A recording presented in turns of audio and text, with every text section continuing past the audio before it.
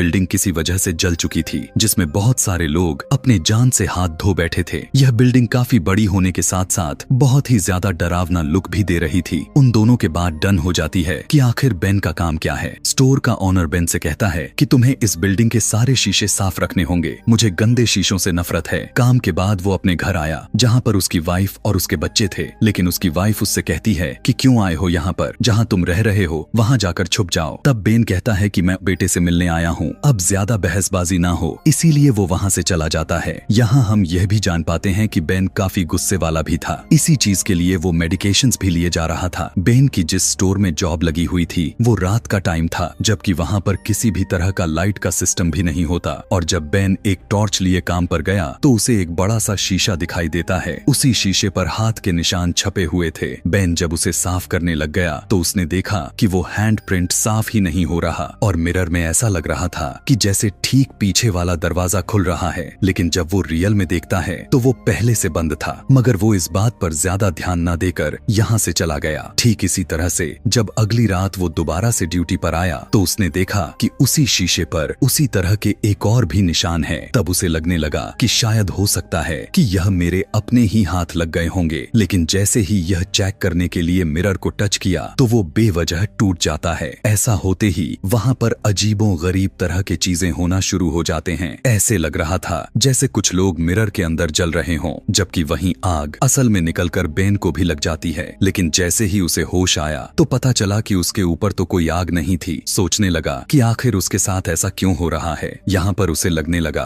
कि हो सकता है कि शायद उसके मेडिसिन का असर हो। वहीं पर एक गिरा हुआ पर्स मिला। देखने पर पता चला कि यह उसी का पर्स था जो इंसान मारा गया था। यानी इस स्टोर का पहला सिक्योरिटी गार्ड। उसे समझ में ही नहीं आ रहा था कि यहाँ हो क्या रहा है, क्योंकि मिरर में उसे अभी भी अजीबो गरीब चीजें दिखाई दे रही थीं, जैसे किसी औरत का हाथ बाहर निकलने की कोशिश कर रहा है। ये देखते हुए वो उस मिरर को उठाकर अपने साथ लेकर चला जाता है और उसी स्टोर में भी जब वो देखने लग गया जहाँ पर उसे एक जली हुई औरत दिखाई देती है जो कि काफी खौफनाक थी। दूसरी तरफ बेन के बेटे को भी यह सारी चीजें दिखाई देने लग चुकी थीं, लेकिन उसकी मदर कहती है कि बेटा तुम परेशान ना हो, कुछ नहीं है, आराम से सो जाओ। एक दिन बेन के घर में उसी सिक्योरिटी ऑफिसर के नाम से एक पार्सल रिसीव होता है जिसमें काफी ज्यादा न्यूज़पेपर थे, जिनमें ये बताया गया था कि वो बिल्डिंग आग में कैसे जल गई और किस तरह से उसमें लोग मारे गए। तब इसी बात को लेकर बेन उसी स्टोर के ओनर से पूछने लगा कि यह सिक्योरिटी ऑफिसर कहाँ गया। तब वो उसे बताता है कि यह तो मारा जा चुका है। तब बेन उसकी मौत को लेकर काफी परेशान हो गया। सोचने लगा कि पुलिस ऑफिसर मर चुका था तो फिर पार्सल उसके घर किसने भेजा हुआ था। बेन की वाइफ एक हॉस्पिटल में डॉक्टर थी और उसी हॉस्पिटल में उसी सिक्योरिटी गार्ड की डेड बॉडी भी पड़ी थी जो कि उसे फ्रिज की गई थी। बेन अपने वाइफ से कहकर उसकी बॉडी देखता है, लेकिन तभी उस सिक्योरिटी गार्ड के बॉडी का रिफ्लेक्शन उसे काफी बुरी तरह से डरा देता है। वहीं दूसरी तरफ घर के अंदर बेन की बहन को दिखाया गया जो कि शीशे में देखकर अपनी ईयररिंग्स उतारने में लगी हुई है।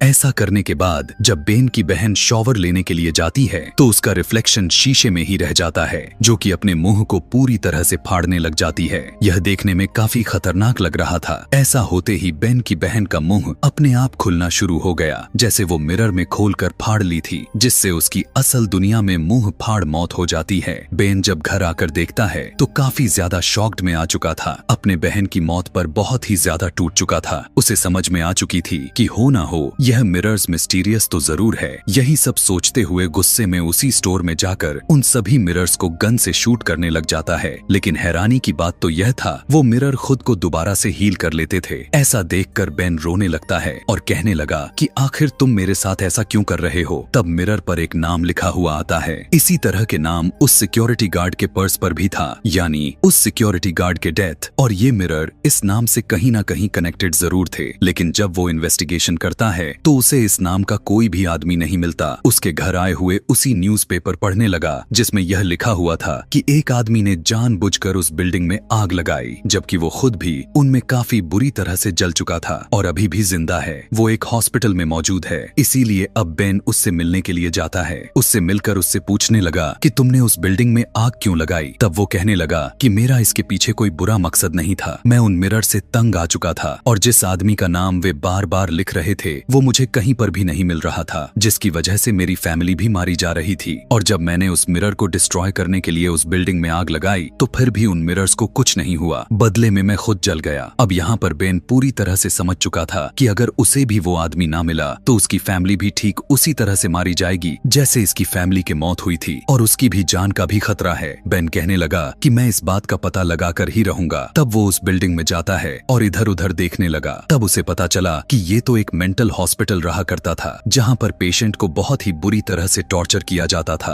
और इस बात का पता उसे तब चलता है जब वो एक दीवार को तोड़ता है जहाँ से पानी आ रहा था। वो एक जगह पहुँचता है जहाँ पर एक चेयर पड़ी हुई थी और उसके चारों तरफ मिरर्स लगे हुए थे। दरअसल यही वो जगह थी जहाँ पर उन सभी पेशेंट को बहुत ही बुरी तरह से टॉर्चर किया जाता था। अब बेन अपने एक दोस्त को कॉल करता है जो कि एक डिटेक्टिव था। वो उसे इस हॉस्पिटल के नाम के बारे में और इस टॉर्चर रूम के बारे में बताता है। तब वो कहने लगा कि हाँ, इस पर एक केस बना हुआ था, मैं तुम्हें उस फाइल को लाकर देता हूँ। थोड़ी देर के बाद वो दोनों मिलकर आपस में बातें करने लग जाते हैं। वो डिटेक्टिव बेन को बताता है कि इस मेंटल हॉस्पिटल में एक पेशेंट थी जिसका नाम एना था। उसे ये लोग काफी ज्यादा ही टॉर्चर करते थे और उसके दिमाग में यह खूबी थी कि वो बहुत जल्द सब कुछ महसूस कर लेती थी और उसकी फीलिंग बहुत ही जल्द हर्ट होती थी, जिससे उसे जानबूझकर टॉर्चर किया जाता था। एक दिन सभी पेशेंट्स ने मिलकर एना पर हमला करना शुरू कर दिए, जिसकी वजह से एना मारी गई और बाकी के पेशेंट्स भी मर गए। यही बात जब गवर्नमेंट को पता चला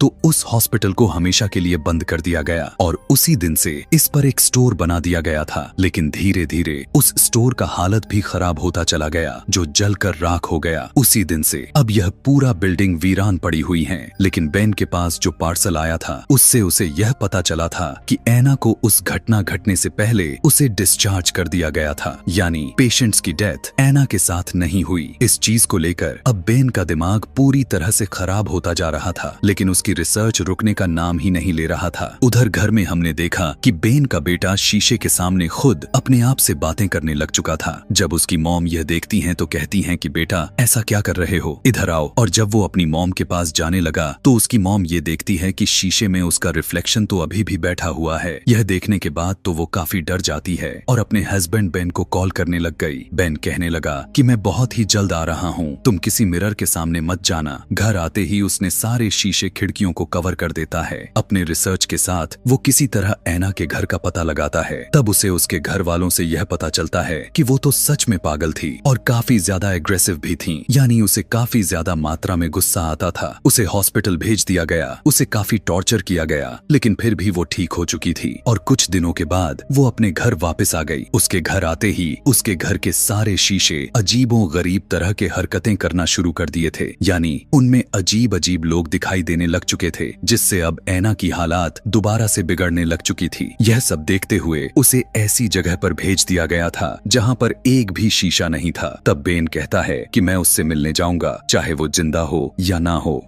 अब बेन सीधा उस जगह पर जाता है जहाँ पर वो देखता है कि एना काफी बूढ़ी हो चुकी थी। बेन उससे बातें करने लगा। उन दोनों के बीच लकड़ी के जाले लगे हुए थे। बेन पूछने लगा, क्या आप मेरे साथ उस मेंटल हॉस्पिटल में दोबारा से आ सकती हैं? तब एना कहती है कि नहीं, उस वक्त मेरे अंदर एक डीमन था। जब मुझे टॉर्चर किया जाता था वो शैतान कई सारे शैतान में बदल गया और अगर मैं दोबारा वहाँ पर गई तो डीमन, जो कि अब शीशे में कैद है, वो दोबारा से मेरे अंदर घुस जाएगा। बेन उसे अपनी फैमिली का भेंट भी देने लगा कि मेरी फैमिली मौत के मुंह में है, मेरी फैमिली मारी जाएगी। लेकिन फिर भी एना उसकी बातों का कोई जवाब नहीं देती और वहां से चली जाती है। दूसरी तरफ हम यह देखते हैं कि रात हो चुकी थी और बेन का बेटा अपने मॉम के पास से गायब हो जाता है। जब उसकी मॉम उसे ढूंढने के लिए गई तो देखती है कि हर तरफ पानी ही पानी है। जैसे ही वॉशरूम में गई तो बाथटब में उसके बेटे का रिफ्लेक्शन उसे खींच लेता है और उसे जान से मारने की कोशिश करता है। लेकिन उसी घर के ऊपर रूम में जब बेन की बेटी शीशे में देखती है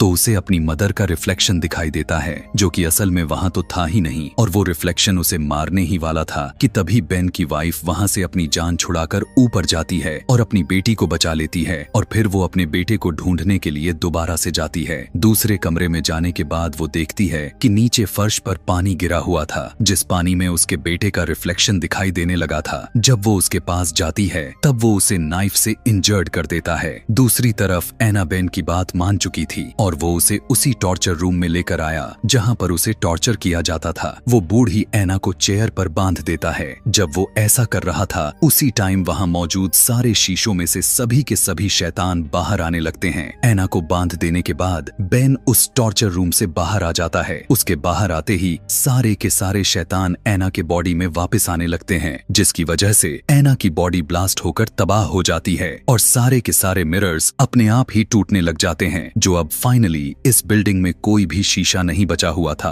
अब ऐना के अंदर बहुत सारे शैतान घुसे हुए थे, जिससे वो काफी खौफनाक दिख रही थी। यहाँ यह सीन रोंगटे खड़े कर देने वाले थे। वो काफी ऊंची ऊंची जंप लगाना शुरू कर देती है और बेन पर अटैक करने की कोशिश करती है, लेकिन बेन भी अपने गन से लगातार उसे शूट किए जा रहा था। यहीं पर बेन को एक आइडिया आया। वो ऐना को उठाकर एक पाइप के साथ मारता है जिसमें गैस थी। गैस लीक होने लगती है, जिसे देखकर बेन उस पर शूट कर देता है, जिससे वहां पर आग लग जाती है और ऐना उसी